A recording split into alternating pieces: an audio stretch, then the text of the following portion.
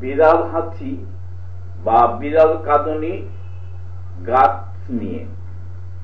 বিড়াল হাঁচি বা বিড়াল কাঁদুনি, এটা কিছু ইতিহাস আছে। আদিবাসী সম্প্রদায় এই ওষুধের গুণাগুণ প্রথম আবিষ্কার করেন। তারা লক্ষ্য করে দেখেছেন এই গাছটি যেখানে থাকে সেখানে গিয়ে বিড়াল কাঁদে এবং ওর গায়ে গড়াগড়ি দিয়ে বিড়াল হাঁচি দেয়। তাই থেকে এই ওষুধ ভেষজ ওষুধটির নাম হয়েছে বিড়াল হাঁচি বা বিড়াল কাঁদুনি। তাই বিড়াল কাঁদুনি বা বিড়াল হাঁচি আমরা বাংলায় একে বলি মুক্তবর্ষী বা মুক্ত ঝুড়ি। ইংরেজির নাম হচ্ছে অ্যাকাইলফা ইন্ডিকা। এর সংস্কৃত নাম হচ্ছে অরিমত্ত মঞ্জরি। বাংলায় বলে মুক্ত ঝুড়ি, মুক্তবর্ষী। হিন্দিতে বলা হয় কুপি, গুজরাটি ভাষায় বলা হয় ভ্যানেলি কান্টে, মারাঠি ভাষায় বলা হয় খোকালি, তেলুগু ভাষায় বলা হয় কুপ্পি চট্টু, তামিল ভাষায় বলা হয় কুপ্পি ভ্যাটনি, আর কর্ণাটকে বলা হয় কুপ্পি গাডা, মালায়াম ভাষায় বলা হয় পুন্নামণি, ইংরেজিতে ইন্ডিয়ান অ্যাকাইলফা, আর এর হচ্ছে ল্যাটিনে বলা হয় অ্যাকাইলফা ইন্ডিকা। অর্থাৎ এর বোটানিক্যাল নাম হচ্ছে অ্যাকাইলফা ইন্ডিকা।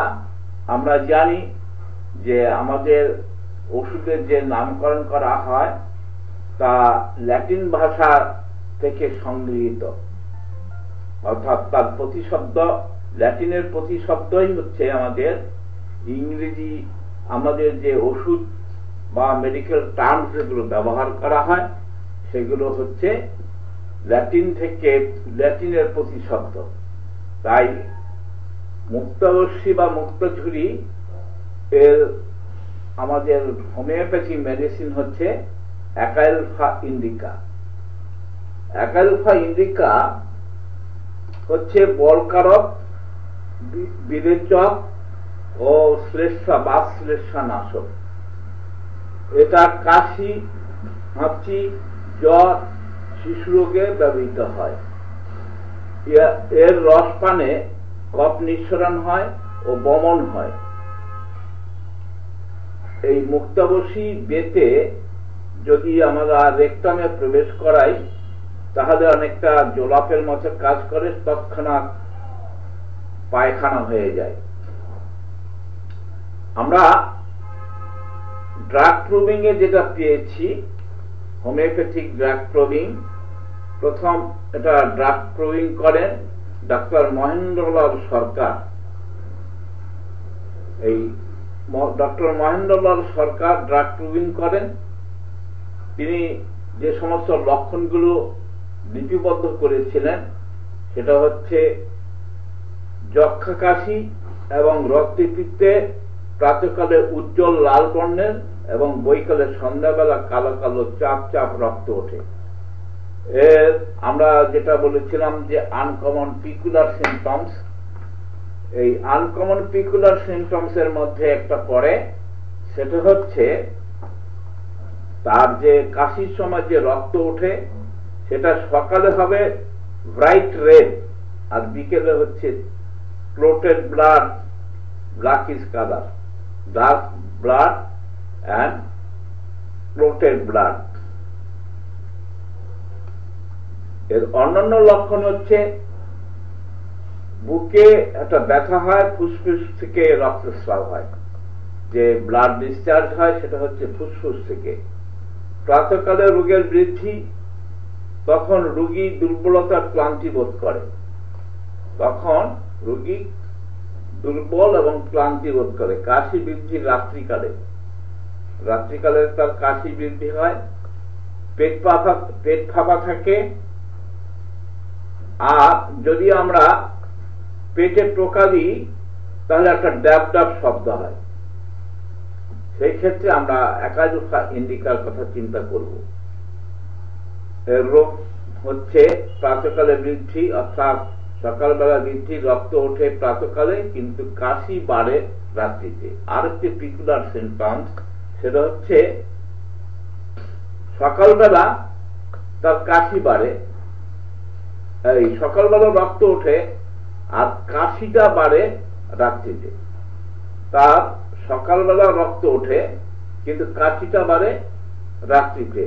যক্ষা এবং রক্তপিত্তে শুষ্ক কাশি, কাশিতে কাশিতে রক্ত ওঠে, প্রাতকালে উজ্জ্বল লাল ও সন্ধ্যায় কালো কালো চাপ চাপ রক্ত বাড়ে, বুকে ব্যথা হয়, রাত্রিকালে কাশি বাড়ে, পেট ফাঁপা বর্তমানে অধিকতর উপযোগী হয়।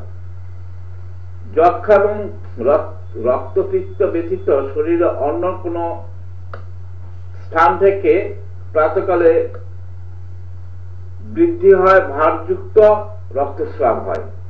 অর্থাৎ আমাদের এই অন্যান্য অর্গান থেকেও এর রক্তস্রাব হয়, বিশেষত রক্ত বমন হয়। তবে এই ঔষধ বিশেষ উপযোগী হয়। প্রাতকালে উজ্জ্বল লাল বর্ণের এবং বিকালে কালো কালো চাপ চাপ রক্ত, এটাই হচ্ছে এর প্রয়োগের লক্ষণ। অর্থাৎ এটা হচ্ছে রেড লাইন সিম্পটমস, প্রাতকালে উজ্জ্বল লাল বর্ণের এবং বৈকালে কালো কালো চাপ, এইটা হচ্ছে একাজোফা ইন্ডিকার রেড লাইন সিম্পটমস। আমরা অ্যাকোনাইট, ইপিকার, ফিকাস, হেমামিলিস, ফসফরাস, মিলিফাইলাম, এই সমস্ত ওষুধে রক্তস্রাবের লক্ষণ আছে। সেই ক্ষেত্রে আমরা একাজোফা ইন্ডিকার সঙ্গে আমরা তুলনা করতে পারি অ্যাকোনাইট, ইপিকার, ফিকাস, হেমামিলিস, ফসফরাস, মিলিফাইলাম, এই সমস্ত ওষুধের সঙ্গে আমরা কম্পেয়ার করতে পারি। এর প্রয়োগের ডোজ যেটা হবে, অর্থাৎ যে পোটেন্সি আমরা ইউজ করব, সেটা হচ্ছে ডেসিমাল স্কেলের তৈরি করা ওষুধ, সেটা 2x, 3x, 6x, অর্থাৎ লোয়ার পোটেন্সির ওষুধ আমরা ব্যবহার করব, কখনোই হায়ার পোটেন্সির ওষুধ আমরা ব্যবহার করব না।